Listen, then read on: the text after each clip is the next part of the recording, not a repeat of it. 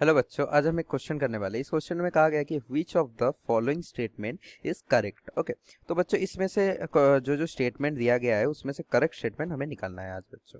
तो पहला स्टेटमेंट क्या दिया गया है कि acidic buffer consist of a strong acid and it's salt with weak base in a fixed proportion. तो बच्चों इस वाले क्वेश्चन में हमें कौन से कॉन्सेप्ट लगाने पड़ेंगे? बफर सॉल्यूशन के कॉन्सेप्ट लगाने पड़ेंगे। ठीक है, तो देखो बफर सॉल्यूशन कैसे बनते हैं।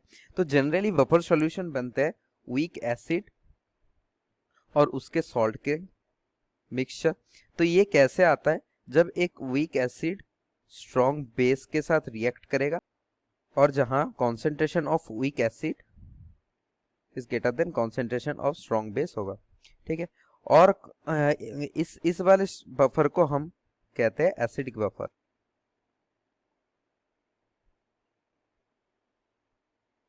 और दूसरा कौन सा है? वीक बेस और उसके सॉल्ट।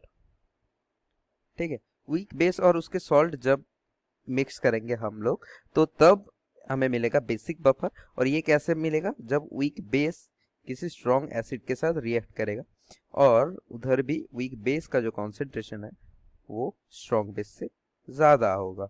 ठीक है, तो अभी देखो जो पहला ऑप्शन दिया गया है उसमें लिखा है कि acidic buffer consist of a strong acid and its salt with a weak base। तो एसिड के पेपर में हम देख रहे हैं कि वीक एसिड, तो ये इनकरेक्ट हो गया।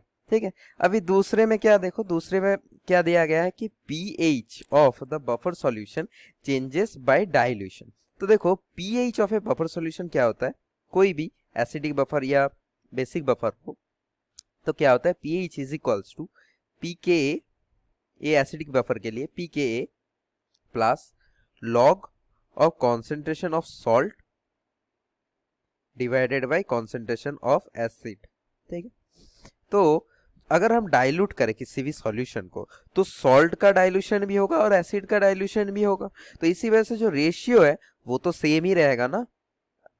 दोनों का कॉन्सेंट्रेशन ये अगर डिक्रीज करे और ये भी डिक्रीज करे तो एक साथ दोनों का कॉन्सेंट्रेशन चेंज होगा तो जो रेशियो है वो सेम होगा, तो पीएच कभी चेंज नहीं होगा। तो ये भी इनकरेक्ट ऑप्शन है। ठीक है, अभी तीसरे ऑप्शन पे आते हैं, ऑप्शन सी। देखो देखो natural buffer are the solution of salts of weak acid and weak base. ठीक है, तो देखो जो नेचुरल बफर है, हमें हमें क्या पता चला? जो नेचुरल बफर है हमने क्या देखा? वो बनते हैं, जो नेचुरल बफर है वो बनते हैं वीक एसिड और सॉल्ट से, वीक एसिड और उसके सॉल्ट से, और वीक बेस और उसके सॉल्ट से।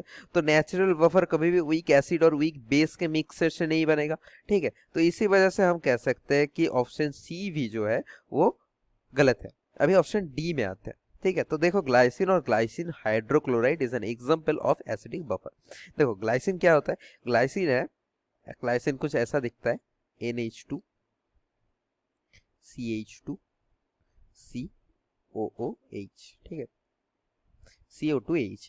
तो इसमें जब हम HCl मिलाते हैं तो क्या होता है? ये जो नाइट्रोजन है ये इस प्रोटॉन को एक्सट्रैक्ट कर लेते हैं और हमें मिलता है NH3 plus CH2 C, NH3 plus and Cl minus हम ऐसे कह सकते हैं, और COH। ठीक है, तो ये वाला जो है ये एक एसिड है, हम कह सकते हैं वीक एसिड है, हम कह सकते हैं वीक एसिड है। और ये वाला जो है उसका सॉल्ट है। ठीक है, उसका सॉल्ट है, तो हम कह सकते हैं ये दोनों मिलके एक एसिडिक बफर बना रहे हैं।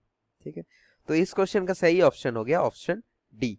I hope you understand from this. All the best बच्चों।